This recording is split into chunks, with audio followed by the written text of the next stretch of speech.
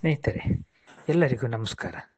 2025ನೇ ಸಾಲಿನಲ್ಲಿ ಮೊಟ್ಟಮೊದಲಿಗೆ ಜರುಗಿದ ಖೋ-ಖೋ ವಿಶ್ವಕಪ್ ಪಂದ್ಯಾವಳಿಯಲ್ಲಿ ಪುರುಷರ ಹಾಗೂ ಮಹಿಳಾ ಎರಡೂ ವಿಭಾಗದಲ್ಲಿ ವಿಶ್ವ ಚಾಂಪಿಯನ್ ಆಗಿ ಹೊರಹೊಮ್ಮಿದ್ದು ನಮ್ಮ ಭಾರತ ತಂಡ. ಮಹಿಳೆಯರ ತಂಡದಲ್ಲಿ ದಕ್ಷಿಣ ಭಾರತದಿಂದ ಪ್ರತಿನಿಧಿಸಿದ ಏಕೈಕ ಆಟಗಾರ್ತಿ ಎಂದರೆ ಕುಮಾರಿ ಚೈತ್ರಾರವರು. ಇವರು ಮೂಲತಃ ನಮ್ಮ ಮೈಸೂರು ಜಿಲ್ಲೆಯ ಟಿ.ನರಸೀಪುರ ತಾಲೂಕಿನ ಕುರುಬೂರು ಗ್ರಾಮದವರು. ಬನ್ನಿ ಸ್ನೇಹಿತರೆ, ಇಂದು ಖೋ-ಖೋ ವಿಶ್ವ ಚಾಂಪಿಯನ್ ಆದ ಕುಮಾರಿ ಚೈತ್ರಾರವರ ಸಂದರ್ಶನ ನೋಡೋಣ. ಎಲ್ಲರಿಗೂ ವಿಡು 360 ಯೂಟ್ಯೂಬ್ ಚಾನೆಲ್ಗೆ ಸ್ವಾಗತ. ಈ ದಿನ ನಮ್ಮ ಕರ್ನಾಟಕದ ಹೆಮ್ಮೆಯ ಹುಡುಗಿ ಅಂತಲೇ ಹೇಳ್ಬೋದು, ಚೈತ್ರ ಅವರು ಈಗ ಇತ್ತೀಚೆಗೆ ನಡೆದಂತಹ ವಿಶ್ವಕಪ್ ಖೋ-ಖೋ ಅಲ್ಲಿ ವಿಜಯ ಆಗಿರುವಂತಹ ತಂಡದವರಾಗಿರ್ತಾರೆ. ಅವರು ನಮ್ಮ ಮೈಸೂರು ಜಿಲ್ಲೆಯವರೇ ಆಗಿದ್ದು ಟಿ.ನರಸೀಪುರ ಕುರುಬೂರಿನವರಾಗಿರ್ತಾರೆ. ಸೊ ಅವರ ಸಂದರ್ಶನ ಮಾಡೋಣ. ನಮಸ್ತೆ ಚೈತ್ರ ಅವರೇ. ನಮಸ್ತೆ ಸರ್. ಸೊ ತಮ್ಮ ಬಾಲ್ಯದ ಬಗ್ಗೆ ಸ್ವಲ್ಪ ಹೇಳಿ, ತಮ್ಮ ತಾಯಿ ತಂದೆಯ ಬಗ್ಗೆ, ಆಮೇಲೆ ತಮ್ಮ ವಿದ್ಯಾಭ್ಯಾಸ ಎಲ್ಲಿ ಮಾಡಿದ್ರಿ ಅದರದೆಲ್ಲ ಸ್ವಲ್ಪ ತಿಳಿಸಿ. ಸರ್, ಫಸ್ಟು ಶ್ರೀ ದೇಗುಲ ಮಠದ ಹಿರಿಯ ಹಾಗೂ ಕಿರಿಯ ಶ್ರೀಗಳ ಪಾದಕಮಲಗಳಿಗೆ ನಮಸ್ಕರಿಸುತ್ತಾ, ನಾನು ಫಸ್ಟು ನಮ್ಮ ಅಪ್ಪನ ಹೆಸರು ಬಸವಣ್ಣ ಅಂತ, ಅವರು ರೈತರು. ನಮ್ಮ ಅಮ್ಮನ ಹೆಸರು ನಾಗರತ್ನ, ಅವ್ರ ಮನೇಲೇ ಇರ್ತಾರೆ. ನಾನು ಫಸ್ಟ್ ಪ್ರೈಮರಿಗೆ ಸೇರ್ಕೊಂಡಿದ್ದು ವಿದ್ಯಾದರ್ಶಿನಿ ಕಾನ್ವೆಂಟ್ಗೆ, LKG ಜಾಯ್ನ್ ಆಗಿದ್ದು. ಅದಾದಮೇಲೆ ನಾನು ಖೋ-ಖೋ ಸ್ಟಾರ್ಟ್ ಆಗಿದ್ದು 4th ಸ್ಟ್ಯಾಂಡರ್ಡಲ್ಲಿ.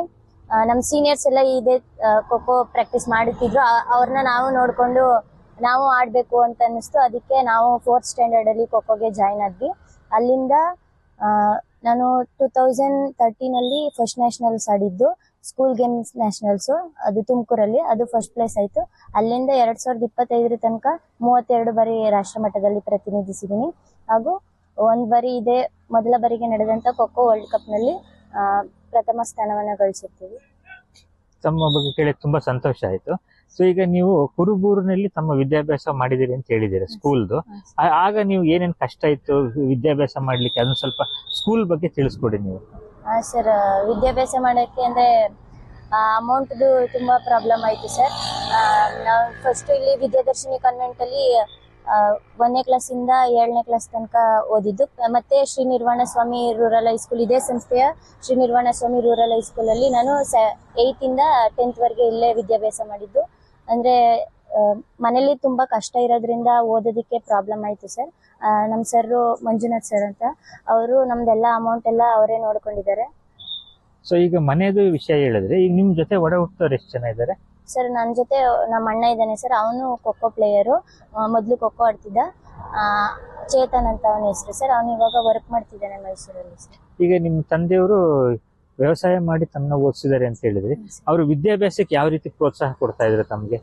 ಸರ್, ಅಂದ್ರೆ ಅವ್ರಿಗೆ ಏನೇ ಕಷ್ಟ ಆದ್ರೂ ಪರವಾಗಿಲ್ಲ, ನಾವೇಗ ಈ ತರ ಕಷ್ಟಪಟ್ವಿ, ಆ ತರ ನಮ್ಮ ಮಕ್ಳು ಕಷ್ಟ ಪಡಬಾರ್ದು, ಅವರು ಮುಂದೆ ಚೆನ್ನಾಗಿ ಓದ್ಬೇಕು ಅಂತ ತುಂಬಾ ಎಷ್ಟೇ ಕಷ್ಟ ಆದ್ರೂ ಸರ್ ಸಹಾಯ ಮಾಡಿದ್ದಾರೆ ಸರ್. ನಮ್ಗೆ ಪ್ರೋತ್ಸಾಹ ಮಾಡಿದ್ದಾರೆ. ಇದಾದ್ಮೇಲೆ ನಿಮ್ಮ ತಾಯಿಯವರು ಕೂಡ ಯಾವ ರೀತಿ ಪ್ರೋತ್ಸಾಹ ಮಾಡ್ತಾ ಇದ್ರು ತಮ್ಗೆ? ಸರ್, ತುಂಬಾ ಚೆನ್ನಾಗಿ ಪ್ರೋತ್ಸಾಹ ಮಾಡ್ತಿದ್ದಾರೆ ಸರ್. ಅಂದ್ರೆ ಇವಾಗ ನಾವು ಅಮೌಂಟ್ ಅಲ್ಲಿ ಕಷ್ಟ ಇತ್ತು ಸರ್ ನಮ್ಗೆ. ಅದಕ್ಕೆ ನಮ್ಮ ಅಪ್ಪ ಅಮ್ಮ ಔಟ್ ಸೈಡ್ ಇಂದ ಯಾರ ಹತ್ರನಾದ್ರೂ ಅಮೌಂಟ್ ಇಸ್ಕೊಂಡು ನಮ್ಗೆ ಓದಿಸೋದಕ್ಕೆಲ್ಲ, ಫೀಸ್ ಕಟ್ಟೋದಕ್ಕೆಲ್ಲ ಮಾಡಿದ್ದಾರೆ ಸರ್. ಇದಾದ್ಮೇಲೆ ನಿಮ್ಗೆ ಮನೆಯಿಂದ ಈ ತರ ಸಪೋರ್ಟ್ ಸಿಕ್ಕಿದೆ. ಈ ಶಾಲೆಯಲ್ಲಿ ನೀವು 2 ಶಾಲೆ ಹೇಳಿದ್ರಿ ಇಲ್ಲಿ ಕುರುಬೂರ್ಲಿ, ಅಲ್ಲಿ ನಿಮ್ಮ ಟೀಚರ್ಸ್ ಎಲ್ಲ ಯಾವ ರೀತಿ ನಿಮ್ಗೆ ಸಪೋರ್ಟ್ ಮಾಡಿದ್ದಾರೆ? ಮೊದಲದಕ್ಕೆ ವಿದ್ಯಾಭ್ಯಾಸಕ್ಕೆ ಯಾವ ತರ ಸಪೋರ್ಟ್ ಮಾಡಿದ್ದಾರೆ? ವಿದ್ಯಾಭ್ಯಾಸಕ್ಕೆ ತುಂಬಾ ಸಪೋರ್ಟ್ ಮಾಡಿದ್ದಾರೆ ಸರ್. ಅಂದ್ರೆ ನಾವು ಸ್ಪೋರ್ಟ್ಸ್ ಅಲ್ಲಿ ಜಾಸ್ತಿ ಇನ್ವಾಲ್ವ್ ಆಗಿದ್ರಿಂದ ನಮ್ಗೆ ಇವಾಗ ಯಾವ್ದಾದ್ರು ನ್ಯಾಷನಲ್ಸ್ ಹೋಗಿರ್ಬೋದು, ಯಾವ್ದಾದ್ರು ಮ್ಯಾಚ್ ಹೋಗಿತ್ತು ಅಂತಂದಾಗ ಇಲ್ಲಿ ಎಲ್ಲಾ ಪಾಠ ಮುಗ್ದೋಗಿದ್ರು ಪರವಾಗಿಲ್ಲ, ಅವರು ನಮ್ಗೆ ಮತ್ತೆ ರಿವಿಷನ್ ಮಾಡ್ಕೊಡ್ತಿದ್ರು ಸರ್.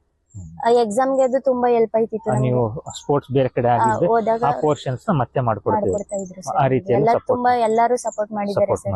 ಹೆಡ್ ಮಾಸ್ಟರು ಮತ್ತೆ ಎಲ್ಲಾ ಪ್ರತಿಯೊಬ್ಬ ಶಿಕ್ಷಕರು ಕೂಡ ನಮ್ಗೆ ಸಪೋರ್ಟ್ ಮಾಡಿದ್ದಾರೆ ಸರ್. ಅವ್ರಿಗೆ ನಾನು ಥ್ಯಾಂಕ್ ಯು ಹೇಳ್ತೀನಿ ಸರ್ ಈ ಮೂಲಕ. ಒಳ್ಳೇದು. ಅದಾದ್ಮೇಲೆ ಈಗ ನೀವು ಹಲವಾರು ಕ್ರೀಡೆ ಇದೆ ನಮ್ಮ ಇದರಲ್ಲಿ, ಖೋ-ಖೋನೇ ಆಡ್ಬೇಕು ಅಂತ ಯಾವ ರೀತಿ ನಿಮ್ಗೆ ಇಷ್ಟ ಆಯ್ತು? ಯಾವ ರೀತಿ ಆಯ್ಕೆ ಮಾಡ್ಕೊಂಡ್ರಿ? ಸರ್, ಖೋ-ಖೋ ಅಂತಂದ್ರೆ ಇದು ಗ್ರಾಮೀಣ ಕ್ರೀಡೆ ಸರ್. ಗ್ರಾಮೀಣ ಮಟ್ಟದಲ್ಲಿ ಇದು ಬೆಳೀತಾ ಇರೋದು, ಇವಾಗ ವಿಶ್ವ ಮಟ್ಟಕ್ಕೂ ಕೂಡ ಹೋಗಿದೆ ಇದು. ನಾನು ಏನಕ್ಕೆ ಇದಕ್ಕೆ ಜಾಯ್ನ್ ಆದೆ ಅಂತಂದ್ರೆ, ನಾವು ಫಸ್ಟ್ ಸ್ಕೂಲ್ಗೆ ಬಂದಾಗ ನೋಡ್ತಾ ಇದ್ವಿ ಸರ್, ನಮ್ ಸರ್ ಎಲ್ಲಾರನು ಆಡಿಸ್ತಿದ್, ಸೀನಿಯರ್ಸ್ ಎಲ್ಲ ಆಡ್ತಿದ್ರು. ನಮ್ಮ ಸೀನಿಯರ್ಸ್ ಮೇಘಕ್ಕ, ವೀಣಾಕ್ಕ, ಮತ್ತೆ ಮಂಜುಳಾಕ್ಕ, ಅಮೂಲ್ಯಕ್ಕ ಅಂತೆಲ್ಲ ಇದ್ದಾರೆ ಸರ್. ಅದರಲ್ಲಿ ನಮ್ಮಲ್ಲಿ 3 ಜನ ಇಂಟರ್ನ್ಯಾಷನಲ್ ಆಡಿದ್ದಾರೆ ಸರ್. ಮೇಘಕ್ಕ, ವೀಣಾಕ್ಕ ಮತ್ತೆ ಮೋನಿಕಾ ಅಂತ ಸರ್. ಅವ್ರು 3 ಜನ ಕೂಡ ಇಂಟರ್ನ್ಯಾಷನಲ್ ಆಡಿದ್ದಾರೆ. ನಾವು ನೋಡ್ತಾ ಇದ್ವಿ ನಮ್ಮ ಸೀನಿಯರ್ಸ್ ನ, ನಾವು ಯಾವಾಗ ಈ ತರ ಆಗೋದು ಅಂತೆಲ್ಲ ಅನ್ಕೋತಾ ಇದ್ವಿ. ಹಂಗೆ ನಾವು ಜಾಯಿನ್ ಆದ್ವಿ ಸರ್ ಖೋಖೋಗೆ. ಈಗ ನಮ್ಮೂರಲ್ಲಿ ಆಡಿಸ್ತಿದ್ ನಮ್ ಸರ್ ಖೋಖೋ ಸರ್. ಅವರು ನಮ್ ಕೋಚ್ ಮಂಜು ಸರ್ ಮ್ಯಾಥ್ಸ್ ಮತ್ತೆ ಸೋಷಿಯಲ್ ಟೀಚರ್. ಅವರು ಯಾವ್ದೇ PT ಟೀಚರ್ ಏನಲ್ಲ, ಆದ್ರೂ ಕೂಡ ಅವ್ರ ಆಸಕ್ತಿಯಿಂದ ಸರ್ಗೂ ಖೋಖೋ ಅಂತಂದ್ರೆ ತುಂಬಾ ಇಷ್ಟ ಸರ್. ಗೇಮ್ ಅದು ಅವ್ರಿಗೆ ತುಂಬಾ ಇಷ್ಟ. ಅವ್ರು ಆಡಿಲ್ಲ ಅನ್ನೋದಕ್ಕೆ ನಮ್ಮ ಮಕ್ಳನ್ನ ಇದ್ರ ಮುಖಾಂತರ ಸಾಧನೆ ಮಾಡ್ಸೋದ ಅಂತ ಅಂದ್ಬಿಟ್ಟು ಪ್ರೋತ್ಸಾಹ ಮಾಡಿ ನಮ್ಗೆ ಈ ಮಟ್ಟಕ್ಕೆ ತಂದಿದ್ದಾರೆ ಸರ್. ಇದು ಈ ಹಿಂದೆ ಕಾಣ್ತಾ ಇರೋ ಸ್ಕೂಲಲ್ಲಿ ತಾವು ಓದಿದ್ದಲ್ಲ? ಇಲ್ಲಿ ಏನ್ ಹೈಸ್ಕೂಲ್ ಓದಿದ್ದ ನೀವು? ಇಲ್ಲಿ ಪ್ರೈಮರಿ ಮತ್ತೆ ಹೈಸ್ಕೂಲ್ ಎರಡು ಇದೆ ಸರ್. ವಿದ್ಯಾದರ್ಶಿನಿ ಕಾನ್ವೆಂಟ್, ಶ್ರೀ ನಿರ್ವಾಣ ಇಲ್ಲೇ ನೀವು ಮಾಡಿದ್ದು ರೂರಲ್ ಹೈಸ್ಕೂಲ್. ವೀಕ್ಷಕರೇ, ನೀವು ನೋಡ್ಬೋದು ಈ ಹಿಂದೆ ಮಕ್ಕಳು ಖೋಖೋ ಆಡ್ತಾ ಇದ್ದಾರೆ.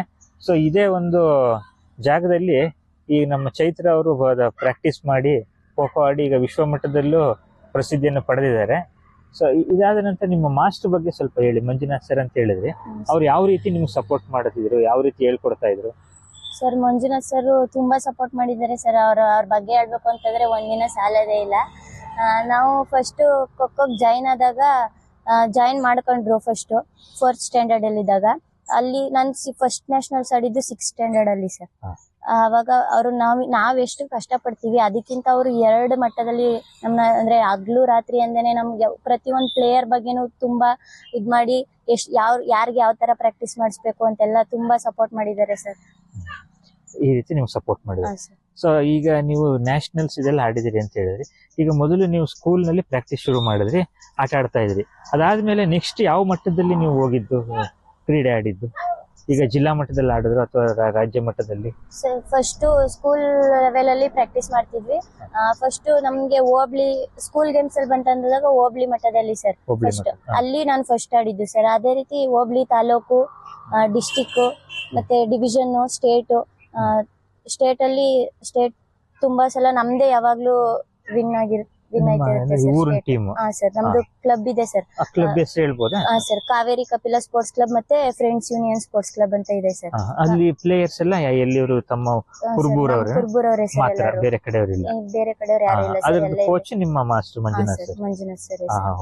ಸೊ ಈ ರೀತಿ ನೀವು ಮುಂದಕ್ಕೆ ಹೋದ್ರಿ. ಅದಾದ್ಮೇಲೆ ನೆಕ್ಸ್ಟ್ ನ್ಯಾಷನಲ್ಸ್ ಗೆ ನೀವು ನ್ಯಾಷನಲ್ ಟೀಮ್ ಗೆ ಸೆಲೆಕ್ಟ್ ಆಗಿದ್ದು, ಅದ್ ಯಾವ ತರ ಪ್ರೋಸೆಸ್ ಸ್ವಲ್ಪ ತಿಳಿಸಿ ಅದು. ಸರ್ ನಾನು ಅದೇ ಫಸ್ಟ್ ಸ್ಕೂಲ್ ಗೇಮ್ಸ್ ಆಡಿದ್ದು ಸರ್. ನಾನು ಅದರಲ್ಲಿ ಅದೇ ಫಸ್ಟ್ ಈಗ ಹೇಳಿದ್ನಲ್ಲ ಹೋಬ್ಳಿ ಲೆವೆಲ್ ಇಂದ ಸ್ಟೇಟ್ ಲೆವೆಲ್ ತನಕನೂ ಆಡಿ, ಸ್ಟೇಟ್ ಅಲ್ಲಿ ನಮ್ದು ಅವಾಗ 2013 ಅಲ್ಲಿ ಫಸ್ಟ್ ಪ್ಲೇಸ್ ಆಯ್ತು ಸರ್. ನಮ್ದು ವಿದ್ಯಾದರ್ಶಿನಿ ಕಾನ್ವೆಂಟ್. ಅವಾಗ ನಾವು 7 ಜನ ಫಸ್ಟ್ ನ್ಯಾಷನಲ್ಸ್ ಆಡಿದ್ವಿ ಸರ್. ನಮ್ಮೂರವರೇ 7 ಜನ ಫಸ್ಟ್ ನ್ಯಾಷನಲ್ಸ್ ಆಡಿದ್ದು. ಅದರಲ್ಲಿ ತುಮಕೂರಲ್ಲಿ ನಡೆದಿದ್ದು ಫಸ್ಟ್ ಪ್ಲೇಸ್ ಆಯ್ತು ಸರ್ ನಮ್ದು. ಫಸ್ಟ್ ಪ್ಲೇಸ್ ಅಲ್ಲಿ ಗೆದ್ರಿ.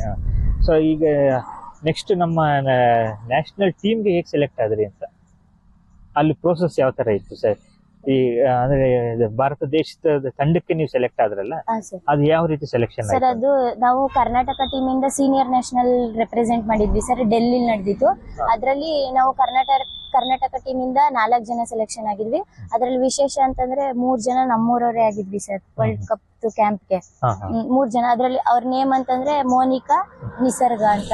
ಮೋನಿಕಾ ಅವಳು ಕೂಡ 4th ಏಷ್ಯನ್ ಚಾಂಪಿಯನ್ಶಿಪ್ ಅಲ್ಲಿ ಗೋಲ್ಡ್ ಮೆಡಲಿಸ್ಟ್ ಸರ್. ಅವಳು ಇಂಟರ್ನ್ಯಾಷನಲ್ ಪ್ಲೇಯರು. ನಿಸರ್ಗ ಅವಳು ಜೂನಿಯರ್ ಮಲೇಷಿಯಾ ಕ್ಯಾಂಪ್ ಅಲ್ಲಿ ಇದ್ಲು ಸರ್.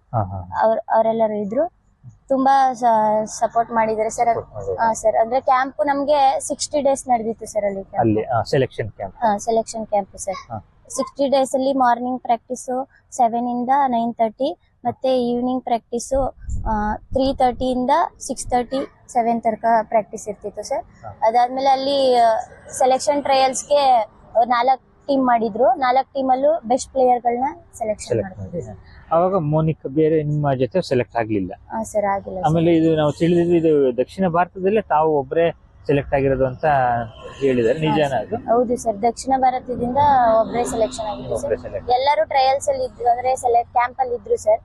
ತಮಿಳ್ನಾಡವರು ಮತ್ತೆ ಕೇರಳ, ಆಂಧ್ರ ಪ್ರದೇಶ್, ಪಾಂಡಿಚೇರಿ ಅವರೆಲ್ಲರೂ ಇದ್ರು. ದಕ್ಷಿಣ ಭಾರತದಿಂದ ಒಬ್ಬರೇ ಸೆಲೆಕ್ಷನ್. ಆಮೇಲೆ ನೀವು ಇದು ಈ ಕ್ರೀಡೆ ಆಡುವಾಗ ನಿಮ್ಗೆ ಏನೇನ್ ಕಷ್ಟ ಇತ್ತು, ಏನೇನ್ ಚಾಲೆಂಜಸ್ ಇತ್ತು ಅಂತ ಸ್ವಲ್ಪ ತಿಳಿಸ್ಬೋದಾ? ಸರ್ ತುಂಬಾ ಚಾಲೆಂಜಸ್ ಬಂತು ಸರ್. ಅಂತಂದ್ರೆ ಇವಾಗ ನಾವು ಫಸ್ಟ್ ಸ್ಟಾರ್ಟಿಂಗ್ ಜಾಯಿನ್ ಆದಾಗ ನಮ್ಗೆ ಶೂ ತಗೊಳಕ್ಕೂ ಅಮೌಂಟ್ ಇರ್ಲಿಲ್ಲ ಸರ್. ಅವಾಗ ನಮ್ ಸರ್ ಎಲ್ಲಾರ್ಗು ಶೂ ಕೊಡ್ಸೋದಾಗಿರ್ಲಿ, ಮತ್ತೆ ಹೆಲ್ತ್ ಇಶ್ಯೂ ಇರ್ತಿತ್ತಲ್ವಾ ಸರ್, ಅವಾಗ ಹಾಸ್ಪಿಟ್ಲ್ ಕರ್ಕೊಂಡ್ ಹೋಗೋದಾಗಿರ್ಲಿ ಎಲ್ಲದು ನಮ್ ಸರ್. ಆಮೇಲೆ ಫಿಟ್ನೆಸ್ ಬಗ್ಗೆ ಎಲ್ಲ ಇವರು ಮಾಸ್ಟರ್ ಟ್ರೈನ್ ಮಾಡ್ತಾರೆ ಸರ್. ಫಿಟ್ನೆಸ್ ಎಲ್ಲದ್ರ ಬಗ್ಗೆನೂ ನಮ್ ಸರ್ ಟ್ರೈನಿಂಗ್ ಮಾಡ್ತಾ ಇದ್ರು. ಈಗ ನೀವು ಸಾಕಷ್ಟು ವಿವರಗಳ ತಿಳಿಸಿದಿರ ಯಾವ ರೀತಿ ನೀವು ಸೆಲೆಕ್ಷನ್ ಆದ್ರಿ ಅಂತ. ಸೊ ಈಗ ಸೆಲೆಕ್ಷನ್ ಆಗಿ ಹೋದ್ಮೇಲೆ ಅಲ್ಲಿ ನಿಮ್ಗೆ ಯಾವ ರೀತಿ ಕಷ್ಟಗಳಿತ್ತು? ಈಗ ಒಂದು ಮನೆ ಬಿಟ್ಟು ಹೋಗಿರ್ತೀರಾ, ನಿಮ್ಮ ಮನೆಯವರೆಲ್ಲ ಯಾವ ರೀತಿ ಪ್ರೋತ್ಸಾಹ ನೀಡಿದ್ರು? ಈಗ ಒಂದು ಅರೌಂಡ್ 30 to 40 ಡೇಸ್ ಕ್ರೀಡೆಗೆ ನಡೆದಿರುತ್ತೆ ದಿನಗಳು, ಅಲ್ಲಿ ಉಳ್ಕೊಂಡಿರ್ತೀರಾ. ಸೊ ಮನೆಯವ್ರು ಯಾವ ರೀತಿ ಸಪೋರ್ಟ್ ಮಾಡಿದ್ರು? ಸರ್, ಮನೆಯವರು ತುಂಬಾ ಚೆನ್ನಾಗಿ ಸಪೋರ್ಟ್ ಮಾಡಿದ್ರು ಸರ್. ಅಂದ್ರೆ ಮೊದ್ಲೆಲ್ಲ ನ್ಯಾಷನಲ್ಸ್ಗೆಲ್ಲ ಕಳಿಸ್ತಿದ್ರಲ್ವಾ ಸರ್, ಅವ್ರಿಗೂ ಗೊತ್ತಿತ್ತು ಅಂದ್ರೆ ಎಷ್ಟ್ ದಿನ ಕ್ಯಾಂಪ್ ಎಲ್ಲ ಇರುತ್ತೆ ಅಂತ ಹೇಳ್ತಿದ್ರು. ಯಾವ್ದೇ ಕಾರಣಕ್ಕೂ ಏನು ಹೆದರ್ಕೋಬೇಡಿ, ಚೆನ್ನಾಗಿ ಪ್ರಾಕ್ಟೀಸ್ ಮಾಡಿ, ಅವ್ರ ಎಲ್ಲರ ಜೊತೆಗೂ ಬೆರೀರಿ, ಅವ್ರ ತರ ನೀವು ಹಿಂದಿ ಇಂಗ್ಲಿಷ್ ಕಲ್ತ್ಕೊಳ್ಳಿ ಅಂತೆಲ್ಲ ಸಪೋರ್ಟ್ ಮಾಡಿದ್ರು ಸರ್. ಈಗ ಅಲ್ಲಿ ಎಲ್ಲಾ ಭಾಷೆಯ ಮಕ್ಕಳು ಇರ್ತಾರೆ ಅಲ್ಲಿ ಕ್ರೀಡೆಯಲ್ಲಿ. ಸೊ ನಿಮ್ಗೆ ಏನಾದ್ರು ಭಾಷೆದು ಅಡೆತಡೆ ಕಷ್ಟ ಆಯ್ತಾ? ಹೇಗೆ ಅಲ್ಲಿ ಎಲ್ಲರ ಜೊತೆ ಮಿಂಗಲ್ ಆಗಿ ಕ್ರೀಡೆನ ಆಡ್ಲಿಕ್ಕೆ? ಸರ್, ಅಡೆತಡೆ ಆಯ್ತು ಸರ್. ಅಂದ್ರೆ ಎಲ್ಲಾರು ಹಿಂದಿ ಆಲ್ಮೋಸ್ಟ್ ಎಲ್ಲಾ ಇವ್ರಿಗೂ ಗೊತ್ತಿತ್ತು ಸರ್. ನಾನು ಸೌತ್ ಇಂಡಿಯಾದಿಂದ ಒಬ್ಳೆ ಸೆಲೆಕ್ಷನ್ ಆಗಿರೋದ್ರಿಂದ ಒಂದ್ ಸ್ವಲ್ಪ ಪ್ರಾಬ್ಲಮ್ ಆಯ್ತು ಸರ್. ಆದ್ರೆ ಎಲ್ಲಾರು ಸಪೋರ್ಟ್ ಮಾಡಿದ್ರು. ನನ್ ಜೊತೆ ಮಾತಾಡ್ಬೇಕಾದ್ರೆ ಇಂಗ್ಲಿಷ್ ಅಲ್ಲಿ ನನ್ಗೆ ಎಕ್ಸ್ಪ್ಲೈನ್ ಮಾಡ್ತಿದ್ರು ಪ್ರತಿಯೊಬ್ರುನುವೆ. ಇವಾಗ ಮ್ಯಾಚ್ ಏನಾದ್ರು ಹೇಳ್ಬೇಕು ಅಂತಂದ್ರೆ ಅದ್ರಲ್ಲೂ ಕೂಡ ಇಂಗ್ಲಿಷ್ ಅಲ್ಲಿ ಎಲ್ಲಾರ್ಗು ಹಿಂದಿಲಿ ಹೇಳ್ಬಿಟ್ಟು ನನ್ನೊಬ್ಳಿಗೆ ಇಂಗ್ಲಿಷ್ ಅಲ್ಲಿ ಎಕ್ಸ್ಪ್ಲೈನ್ ಮಾಡ್ಕೊಡ್ತಿದ್ರು. ತುಂಬಾ ಜನ ಸಪೋರ್ಟ್ ಮಾಡಿದ್ರು, ಕೋಚಸ್ ಮತ್ತೆ ಪ್ಲೇಯರ್ಸ್ ಗಳು ಕೂಡ. ಅಲ್ಲಿ ಎಷ್ಟು ಜನ ಕೋಚಸ್ ಇರ್ತಾರೆ ತಮಗೆ? ಸರ್, 6 ಜನ ಕೋಚಸ್ ಇದ್ರು ಸರ್. 6 ಜನ ಕೋಚಸ್. ಅವರು ಪ್ರತಿನಿತ್ಯ ನಿಮ್ಗೆ ಟ್ರೈನ್ ಮಾಡಿ? ಸರ್, ಪ್ರತಿನಿತ್ಯ ಟ್ರೈನ್ ಮಾಡ್ತಿದ್ರು. ಅಂದ್ರೆ ಎಂಡೋರೆನ್ಸ್ ಗೆ, ಸ್ಪೀಡ್ ಗೆ ಎಲ್ಲ ಒಬ್ಬೊಬ್ರು ಒಂದೊಂದರ ಕೋಚಸ್ ಇದ್ರು ಸರ್. ಮತ್ತೆ ಡಿಫೆಂಡರ್ ಗೊಬ್ರು, ಚೇಸರ್ ಗೊಬ್ರು, ಆತರ ಎಲ್ಲ ಕೋಚಸ್ ಇದ್ರು ಸರ್. ಅದಾದ್ಮೇಲೆ ನೀವು ಎಲ್ಲಾ ಗೇಮ್ಸ್ ಗಳಲ್ಲಿ ಆಡಿದೀರಾ. ಇವಾಗ ನಾವು ಇವತ್ತು ಬರ್ತೀವಿ ಅಂತ ಪ್ಲಾನ್ ಇದ್ರೆ ನಿನ್ನೆ ನಾನು ಹೈಲೈಟ್ಸ್ ನೋಡ್ಕೊಂಡ್ ಬಂದಿದ್ದೀನಿ. ಸೊ ನೀವು 2 ರೌಂಡ್ ಅಲ್ಲಿ ನೀವು ಡಿಫೆಂಡ್ ತುಂಬಾ ಚೆನ್ನಾಗಿ ಮಾಡಿದ್ರಿ. ಸೊ ಅವಾಗ ನಿಮ್ಮ ಮನಸ್ಥಿತಿ ಹೇಗಿತ್ತು? ಮಾನಸಿಕ ಸ್ಥೈರ್ಯ ಅವಾಗ ಏನ್ ಅನ್ನಿಸ್ತಾ ಇತ್ತು ನಿಮ್ಗೆ ಅಂತ? ಸರ್, ಅಂತಂದ್ರೆ ಫಸ್ಟ್ ಭಯ ಇತ್ತು ಸರ್. ಇವಾಗ ನಾವು ಇಂಡಿಯಾ ರೆಪ್ರೆಸೆಂಟ್ ಮಾಡ್ತಿದೀವಿ, ಒಂದ್ ಸ್ವಲ್ಪ ಜವಾಬ್ದಾರಿ ಜಾಸ್ತಿನೇ ಇದೆ. ಏನ್ ಮಾಡೋದು ಏನು ಅಂತ ಒಂದ್ ಸ್ವಲ್ಪ ಭಯ ಇತ್ತು, ನರ್ವಸ್ ಇತ್ತು ಸರ್.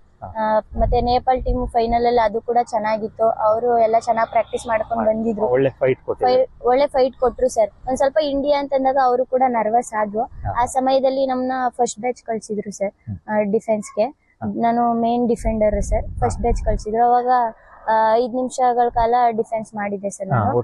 ಆ ಸುತ್ತು 7 ನಿಮಿಷ ಇರುತ್ತೆ ಸರ್, 7 ನಿಮಿಷ ಇರುತ್ತೆ. ಅದರಲ್ಲಿ ಡ್ರೀಮ್ ರನ್ಸ್ 5 ಡ್ರೀಮ್ ರನ್ ಗಳು ಬಂತು ಸರ್ ನಮ್ಗೆ. ಆ ಸಮಯದಲ್ಲಿ ಎಲ್ಲಾರು ಜನಗಳೆಲ್ಲ ತುಂಬಾ ಸಪೋರ್ಟ್ ಮಾಡಿದ್ರು ಸರ್. ಎನ್ಕರೇಜ್ ಮಾಡ್ತಿರ್ಬೇಕಾದ್ರೆ ನಂಗೆ ಇನ್ನೂ ಆಡ್ಬೇಕು ಅಂತ ಅನ್ನಿಸ್ತಾ ಇತ್ತು ಸರ್. ಡ್ರೀಮ್ ರನ್ ಅಂತಂದ್ರೆ ಅದೇ, ಈಗ ನೀವು ಫಸ್ಟ್ ಡಿಫೆಂಡಿಂಗ್ 3 ಜನ ಬರ್ತೀರಾ, ಅದ್ರಲ್ಲಿ 2 ಔಟ್ ಆಗಿ ಒಬ್ರು ಉಳ್ಕೊಂಡ್ರೆ ಡ್ರೀಮ್ ರನ್ ಅಂತ ಸರ್? ಹಂಗಲ್ಲ ಸರ್, ಅಂದ್ರೆ ಡಿಫೆನ್ಸ್ ಅಲ್ಲಿ ಮೂರ್ ಜನನೂ ಒಂದ್ ಬ್ಯಾಚ್ ಅಲ್ಲಿ 3 ನಿಮಿಷ ಆದ್ಮೇಲೆ ಡ್ರೀಮ್ ರನ್ ಬರುತ್ತೆ ಸರ್. 3 ನಿಮಿಷ ಆದ್ಮೇಲೆ ಪ್ರತಿ 30 ಸೆಕೆಂಡ್ಸ್ಗೂ dream run sir. 1 point add ಆಗ್ತಿರುತ್ತೆ ಸರ್. ಪಾಯಿಂಟ್ಸ್ ಆಡ್ ಆಗ್ತಾ ಹೋಗುತ್ತೆ. ಅದಾದ್ಮೇಲೆ ಈಗ ನೀವು ಈಗ ಏನು ಎಜುಕೇಶನ್ ಮಾಡ್ತಾ ಇದ್ದೀರಾ ತಾವೀಗ? ಸರ್, ನಾನು ಇವಾಗ ಸೆಕೆಂಡ್ ಇಯರ್ BPEd ಮಾಡ್ತಿದ್ದೀನಿ ಸರ್. ಶ್ರೀ ಶಂಭುಲಿಂಗೇಶ್ವರ ಕಾಲೇಜು ಪಾಂಡವಪುರದಲ್ಲಿ. ಪಾಂಡವಪುರದಲ್ಲಿ. ಸೊ ಮುಂದೆ ಏನ್ ಮಾಡ್ಬೇಕು ಅಂತ ನಿಮ್ಮ ಆಸೆ ಇದೆ ವಿದ್ಯಾಭ್ಯಾಸದಲ್ಲಿ? ಸರ್, ಮುಂದೆ MPEd ಕೂಡ ಮಾಡ್ಕೊಂಡು NIS ಮಾಡ್ಬೇಕು ಅಂತ ಅನ್ಕೊಂಡಿದ್ದೀನಿ ಸರ್.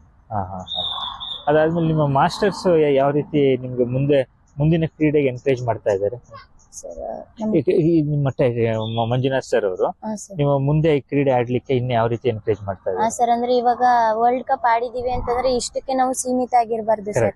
ನೆಕ್ಸ್ಟ್ ಏಷ್ಯನ್ ಗೇಮ್ಸ್ ಇದೆ, ಮತ್ತೆ ವರ್ಲ್ಡ್ ಚಾಂಪಿಯನ್ಶಿಪ್ ಕೂಡ ಇದೆ, ಕಾಮನ್ವೆಲ್ತ್ ಗೇಮ್ಸ್, ಮತ್ತೆ ಒಲಿಂಪಿಕ್ ಕೂಡ ಆಡ್ ಆಗ್ತಿದೆ ಸರ್ 2036 ಅಲ್ಲಿ.